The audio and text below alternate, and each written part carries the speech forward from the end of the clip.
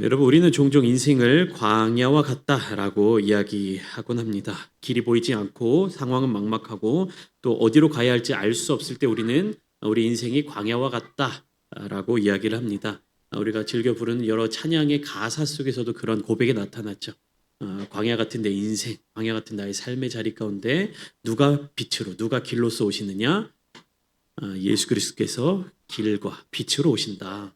구약의 이 시대 이스라엘 자손들을 인도하시는 분은 누구십니까? 하나님이 인도하여 주신다라는 것입니다. 여러분, 우리가 성경 말씀을 읽으면서 이 이스라엘 자손들에게 특별히 광야라는 곳이 얼마나 중요한 장소인지를 여러 차례 깨닫게 됩니다. 여러분, 근데 이 광야라고 하는 곳은요, 그곳에서 겪는 일들만 보게 되면 무슨 일을 겪게 되는 것 같느냐? 길을 찾지 못하고 방황하는 것 같은 그런 모습들로 나타날 때가 많이 있습니다. 광야 사막을 우리가 상상해 보면요, 좌우 앞뒤를 다 둘러봐도 똑같은 모습으로밖에 보이지 않는다는 것이요. 모래바람이 한번 슉 이렇게 지나치게 되면요, 사막의 여러 지형들도 조금씩 바뀐다고 합니다. 그러니까 오늘날 우리가 뭐 여러 건물이라든지 혹은 지형이라든지 이런 걸 보면서 방향을 찾아 나갈 수 있는데 사막은 어떠냐면 이렇게 모래산처럼 쌓여 있던 곳을 보고 저기에 큰 모래 언덕이 있네. 저곳을 향해서 나가야지 하고 걷다 보면 어떤 일이 발생하냐면 바람이 싹 불면 그쪽에 있던 산이 갑자기 사라지고 산이 없던 곳에 모래산이 이렇게 쌓이고 생겨나고 이런 현상들이 나타난다는 것입니다. 그렇게 한마디로 요약하면 광야를 살아간다 혹은 광야를 지나간다라는 것이 이스라엘 자손들이 느낄 때 방황하는 것처럼 느껴졌다라는 것입니다. 근데 오늘 본문 말씀을 통해서 우리가 발견할 수 있는 것은 무엇이냐? 이스라엘 자손들이 사막 한가운데를 지나갈 때에도 방황하는 것처럼 보입니까? 아니죠. 그들은 방황하지 않고 있다는 사실을 우리가 알 수 있습니다. 오늘 본문 민수기 10장은요. 이스라엘 백성이 이 광야를 떠나는 장면, 광야의 자리 가운데로 나아가는 장면을 보여주고 있습니다. 근데 이 장면을 자세히 살펴보면요. 이스라엘 백성들이요. 결코 무질서한 모습으로 이동하고 있지 않는 것을 발견할 수 있습니다. 명확한 신호가 있고 질서가 있고 그리고 방향이 있고 목적이 있는 행진입니다.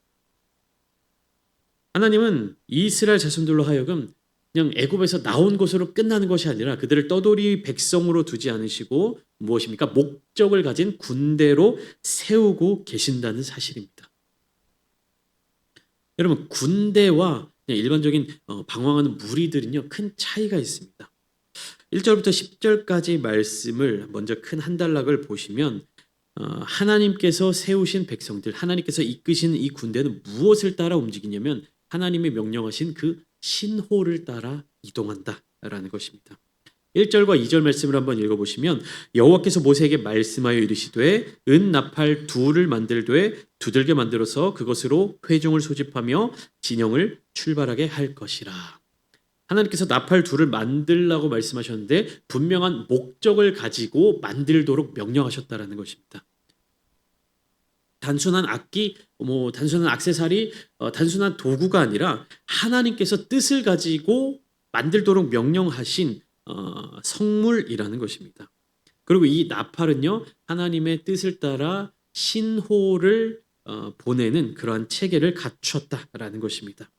1절부터 10절까지 말씀을 보시면 회중을 모을 때 나팔을 하나를 불면 나팔을 두 개를 불면 나팔을 짧게 한 번 불면 나팔을 짧게 두 번 불면 이런 조건에 따라서 어떻게 움직여야 하는지 어떻게 멈춰야 하는지 어떻게 반응해야 하는지 그 규칙을 정해주시고 그런 체계를 세워주셨다라는 것입니다. 회중을 모으거나 출발하거나 이동하거나 멈출 때뿐만 아니라 전쟁에 나갈 때에도 혹은 절기를 지킬 때 예배를 지킬 때에도 나팔을 불어서 알리도록 명령하셨다라는 겁니다. 이 말씀이 우리에게 주는 메시지는 무엇입니까? 하나님의 백성은 자기의 판단으로 움직이지 않아야 한다는 것입니다. 여러분 하나님께서 이스라엘 자손들을 애굽 땅에서 구원해 주셨습니다. 근데 이스라엘 자손들이 계속해서 갖고 있었던 불평은 무엇이었냐? 애굽 땅에서 겪었던 고통으로 말미암아 부르짖는 소리가 하나님의 귀에 들릴 정도로 그들이 고통스러워했는데 그 고통 가운데 해방되었던 이스라엘 자손들이 계속해서 불평을 가졌던 것이 무엇이었냐면 그 큰 고통, 그 많은 고통 중에서 조금 누렸던 편안함을 계속해서 잊지 못했다라는 겁니다. 그곳에서 조금 누렸던 안락한, 조금 누렸던 맛있는 음식 이런 것들을 계속해서 기억하지 못하고 하나님의 큰 구원의 은혜를 발견하지 못하고 계속해서 애굽에 남아 있는 작은 어떠한 것들로 말미암아 발걸음을 머뭇거리게 만들었다는 것입니다. 여러분 우리가 생각할 때 하나님이 이스라엘 자손들을 왜 애굽 땅에서 구원해 주셨는가라는 질문을 해야만 합니다. 근데 이스라엘 자손들은요 그 질문을 하지 않았던 것 같습니다. 애굽에서 살 때 어떻습니까? 그들은 노예로서 살았습니다. 생각하는 것을 멈춰야만 했습니다. 애굽 왕이 명령하는 대로 움직이고 행동해야만 했던 그런 존재들이었습니다. 그러나 노예로서의 신분을 벗어버리게 되면 어떻습니까? 자기의 의지를 가지고 자기의 생각을 가지고 스스로 행동할 수 있게 되는 것입니다. 그 스스로의 의지를 가지고 어떤 행동을 선택할 것이냐가 이스라엘 자손들에게 주어진 과제였습니다. 그리고 하나님께서는 그들이 그들의 의지를 가지고 스스로 행동할 수 있도록 계속해서 안내해 주시고 계시는 것입니다.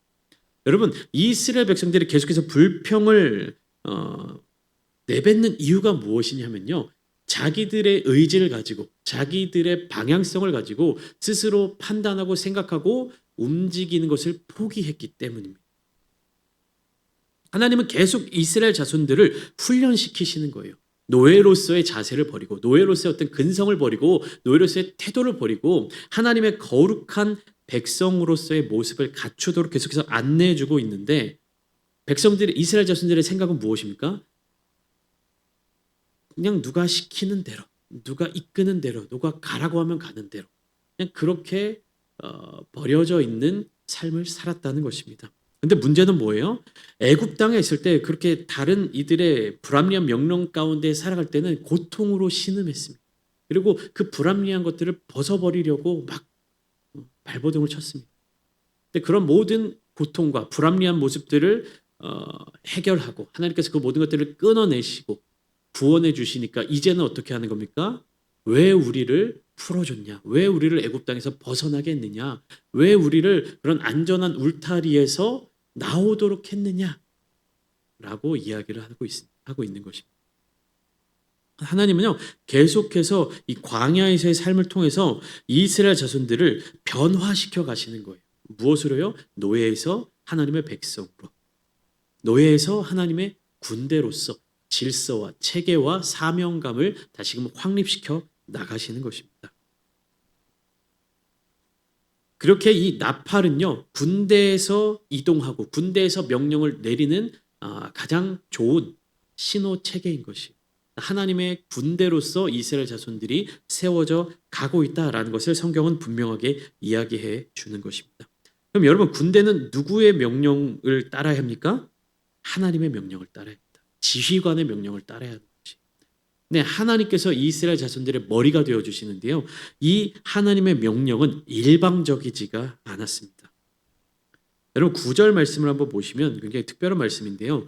또 너희 땅에서 너희가 자기를 압박하는 대적을 치러 나갈 때에는 나팔을 크게 불지니 그리하면 너희 하나님 여호와가 너희를 기억하고 너희를 너희의 대적에게서 구원하시리라. 이렇게 말씀하십니다. 여러분 원래 나팔은 어떤 용도였습니까? 명령이에요. 신호예요. 나팔을 길게 불면 이스라엘 백성들이 그 나팔 소리 그 신호에 따라서 움직여야 되는 겁니다. 근데 9절 말씀을 보시면 나팔을 크게 불 때 대적을 치러 나갈 때 전쟁하러 나갈 때 나팔을 크게 불면 누가 움직이신다는 겁니까? 하나님이 움직이신다는 거예요. 하나님이 싸우시고 하나님께서 구원하신다는 겁니다.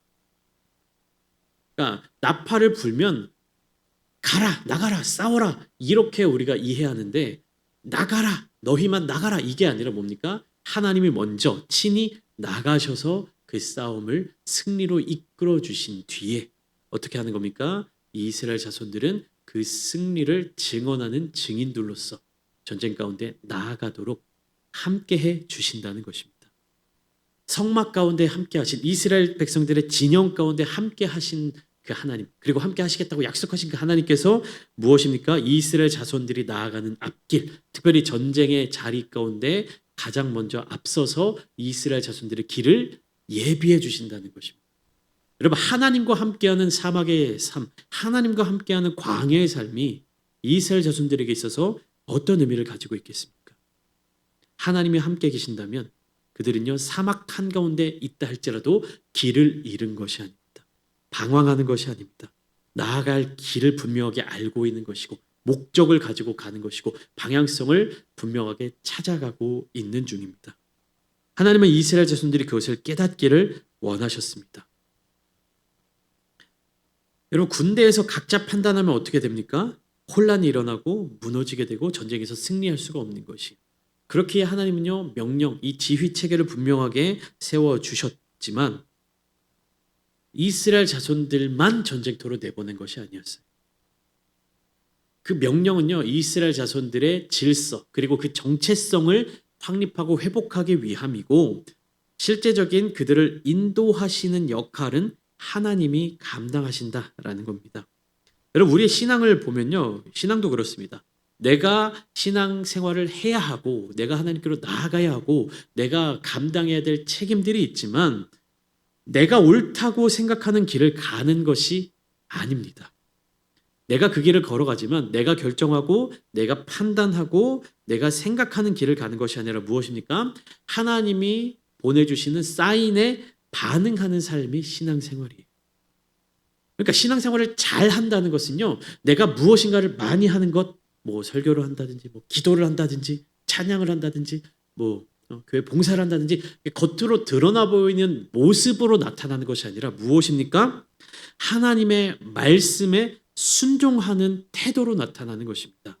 우리가 아무리 겉으로 드러날 때 교회 열심을 가지고 열정을 가지고 최선을 다하는 모습으로 살아간다 할지라도 그 안에 하나님의 사인, 하나님의 신호, 하나님의 나팔 소리, 하나님의 명령이 없다면 그것은요, 헛된 것이에요. 그렇기에 오늘날 살아가는 우리에게 이 나팔 소리, 하나님의 신호는 어떻게 들려야 하는가? 하나님의 말씀으로 우리가 검증해야 합니다. 우리의 기도의 응답으로도 나타날 수 있어요. 성령의 감동으로 이끌림 바 될 수도 있고요. 또 공동체 내에 권면으로서 세워질 수도 있는 것입니다. 근데 여러분, 그럼에도 우리는요, 종종 신호를 듣고도 움직이지 않습니다. 혹은 신호가 없이도 먼저 움직이기도 합니다. 그러면요, 어떤 문제가 생겨납니까? 방향을 잃어버리게 됩니다. 열정은 가득한데, 에너지는 가득한데, 힘은 넘치는데 그 넘치는 힘과 열정과 에너지를 가지고 하나님이 인도하시는, 이끄시는 방향으로 달려나가는 것이 아니라 반대 방향으로 달려나가게 되면 어떻습니까? 돌아오는 길이 2배로 힘들어진다는 겁니다. 그러니까 우리는 신앙생활의 어떠한 모습보다도 중요한 것이 하나님의 말씀을 구하는 것, 하나님의 뜻을 구하는 것, 그 말씀에 순종하는 것이 중요합니다.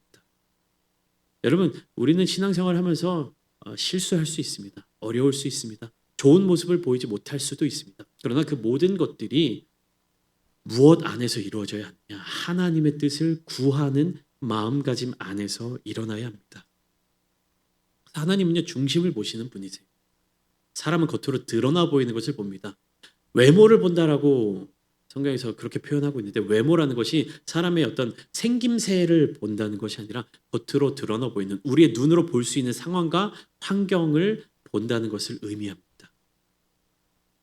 여러분, 우리 자신도 겉으로 드러나 보이는 것으로 판단하면서 얼마나 많은 실수를 합니까? 그렇게 우리가 판단하려는 생각, 우리가 결정하려는 마음을 내려놓고 하나님께 모든 것들을 맡겨드려야 합니다. 하나님의 사인, 하나님의 신호를 기다려야만 합니다. 내 마음이 아무리 열정이 가득 넘쳐도, 내가 아무리 움직이고 싶다 하더라도 하나님이 명령하시지 않는다면, 하나님께서 나팔 소리로 우리에게 움직이도록 명령을 주시지 않는다면 우리는 가만히 기다려야 하는 것입니다. 여러분, 기다리는 것도 순종입니다. 아무것도 하지 않는 것도 순종입니다. 그리고 하나님의 그 명령이 떨어졌을 때 즉각적으로 움직일 수 있도록 우리는 그 하나님의 뜻을 기다려야만 하는 것이죠. 이어지는 11절부터 28절까지 말씀을 보시면 모든 이스라엘 지파들이 어떻게 행진하여 나가는가, 어떻게 그 진을 치며 나아가는가에 대해서 구체적으로 나열하고 있습니다. 여기에서 핵심은 이거예요. 하나님의 군대는 질서 속에서 행군한다. 11절과 12절 이렇게 시작합니다. 둘째 해 둘째 달 스무날에 구름이 증거의 성막에서 떠오르매 이스라엘 자손이 시내 광야에서 출발하여 자기 길을 가더니 바란 광야에 구름이 머무니라. 지난 시간에 함께 나눴죠. 구름이 성막에 가라앉았을 때 이스라엘 자손들은 거기에 진을 쳤고 구름이 성막에서 떠올라서 이동할 때 출발해야 했다. 그것이 사인이었다라고 함께 나누었습니다. 그래서 구름이 증거의 성막에서 떠오르니까 이스라엘 자손들은 시내 광야에서 출발한 거예요. 하나님의 명령대로 순종한 것이죠. 그리고 구름이 어디에 머물렀습니까? 바란 광야에 머물렀습니다. 근데 중요한 것은 무엇입니까? 13절 말씀같이 이스라엘 자손들은 여호와께서 모세에게 명령하신 것을 따라 행진하기 시작합니다. 하나님이 모세에게 명령하신 그대로 이스라엘 자손들이 움직였다는 것입니다.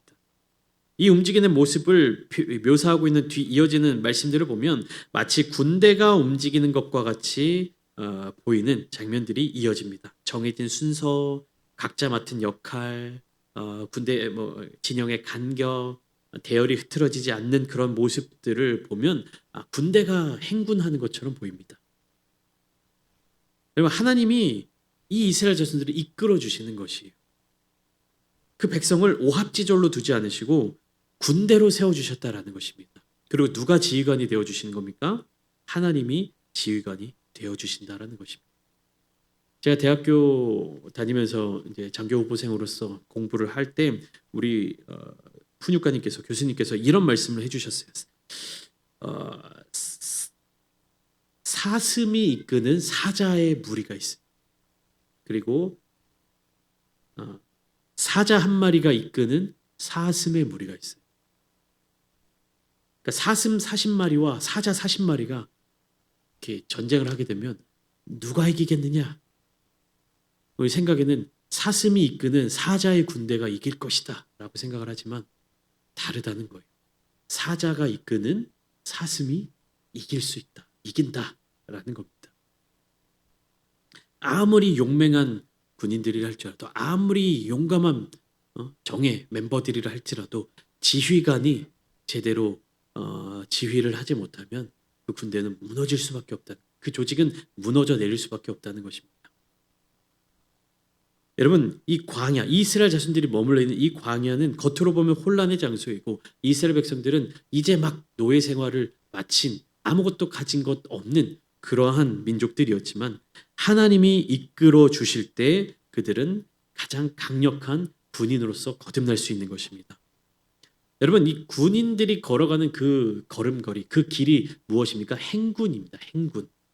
행군은요, 저도 해봤지만 중요한 차이가 있어요. 그냥 길을 걸어가는 것과 행군은요, 차이가 있는데 무엇이냐? 방향이 있고 목적이 있고 임무가 있습니다.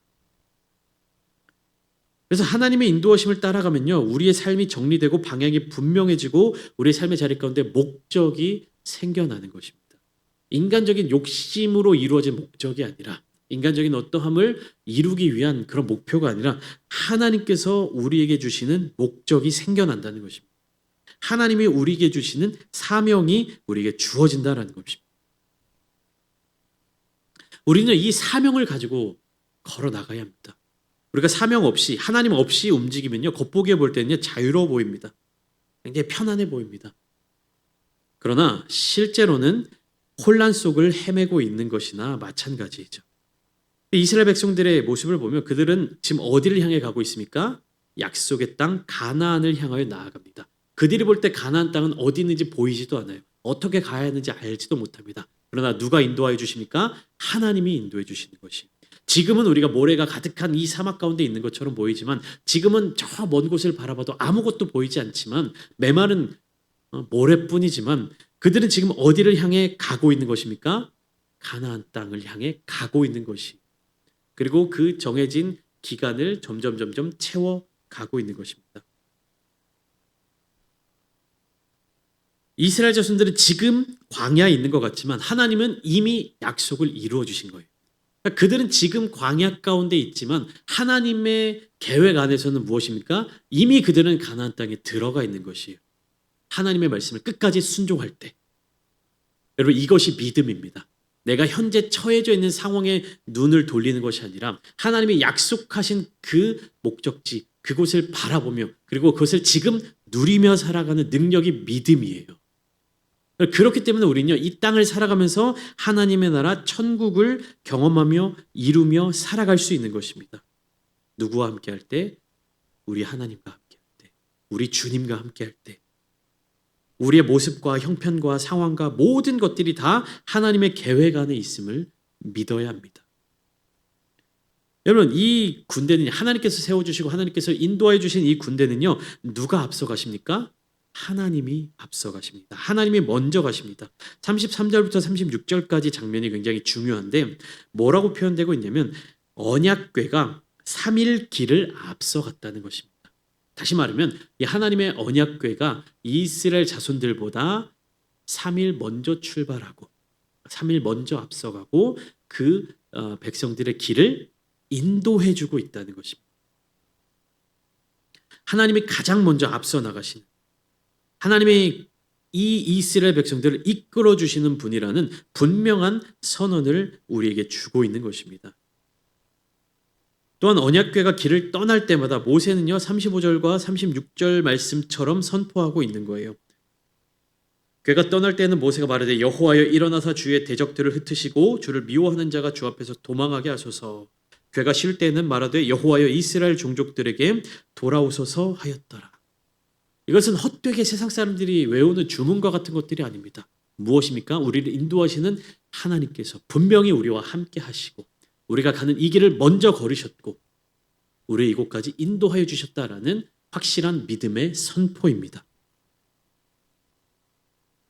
여러분, 민수기 10장은요 우리에게 분명히 이야기해주고 있습니다. 광야는 방황이 아니라 행군하는 과정이라고.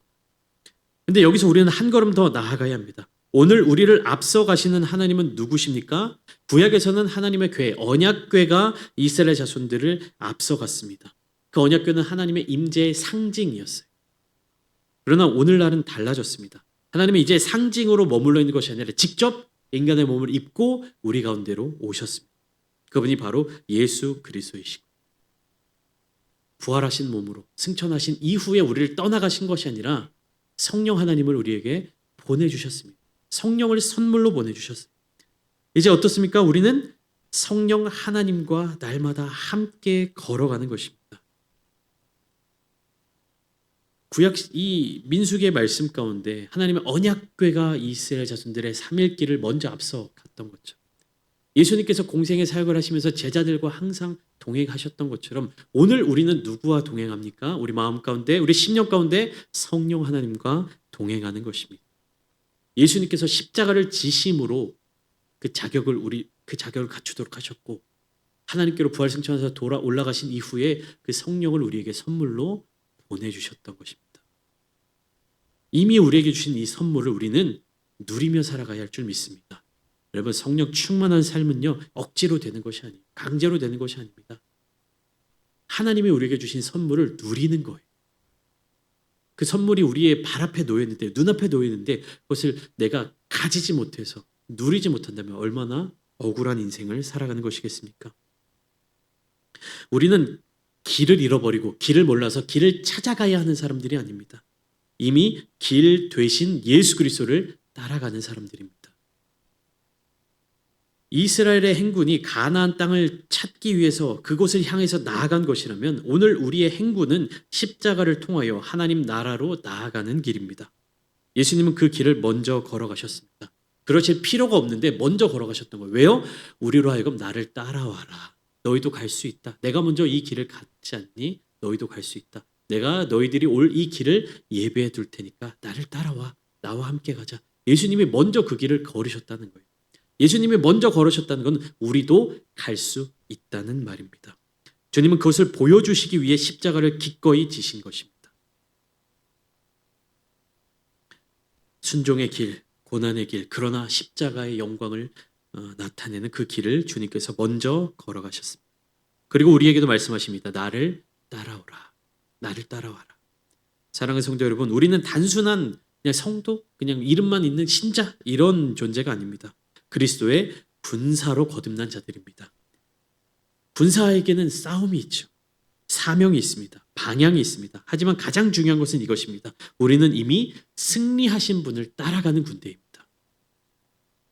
예수 그리스도께서 죄와 사망을 이기셨고 이미 승리를 이루셨습니다. 그래서 우리의 행군은요, 불안함을 안고 나아가는 전진이 아닙니다. 확신 있는 발걸음을 가지고 나아가는 행진입니다. 우리는 이제 스스로를 향하여 물어야 합니다. 나의 인생은 방황하고 있는 것인가? 아니면 주님을 따라서 행진하고 있는 것인가? 나의 인생은 나아갈 길을 알지 못하고 있는가? 아니면 분명한 목적지를 향해서 나아가고 있는가? 여러분, 우리가 머물러 있는 환경은 여전히 광야일 수 있습니다. 사막과 같은 곳일 수 있습니다. 메말라 있을 수 있습니다. 상황은 여전히 어려울 수 있습니다. 그러나 이것 하나만 분명하면 됩니다. 우리 앞에 예수 그리스도께서 앞서가고 계신가? 나의 삶에 주님께서 먼저 길을 걸어가고 계신가? 우리 교회 삶의 방향 가운데 예수님께서 인도해 주시고 기다리고 계시고 함께 가고 계시는가? 그렇다면 지금 우리의 상황이나 환경이나 고난도, 지금의 기다림도, 지금의 광야와 같은 모습도 모두 의미 있는 행군입니다. 목적지를 향해 나아가고 있는 과정일 뿐입니다. 우리는 방황하는 사람들이 되어서는 안 됩니다. 우리는 주님과 함께 행군하는 사람들이 되어야 합니다. 우리는 길을 찾는 사람들이 아닙니다. 길 대신 주님을 따라가는 사람들입니다. 우리는 혼자가 아닙니다. 예수 그리스도와 함께하는 군대입니다. 그러므로 멈추지 마십시오. 두려워하지 마십시오. 흔들리지 마십시오. 예수 그리스도께서 우리와 함께 하시고 지금도 우리 앞에서 먼저 그 길을 걸어 나가고 계십니다. 고난주간을 살아가는 이 시간, 주님께서 지셨던 그 십자가, 주님께서 걸어가셨던 그 십자가의 길을 우리가 마음속으로 묵상하며 기도하며 그 길을 따라가며, 그 길이 우리가 생각할 때 연약하고 고통스럽고 아픈 길이 될 수 있지만 그 앞에 찬란하게 펼쳐져 있는 주님께서 예비하여 주시는 그 천국의 기쁨과 소망이 있는 줄 믿음으로 함께 그 길을 걸어 나가시는 저와 여러분들 되시기를 예수님의 이름으로 축원합니다.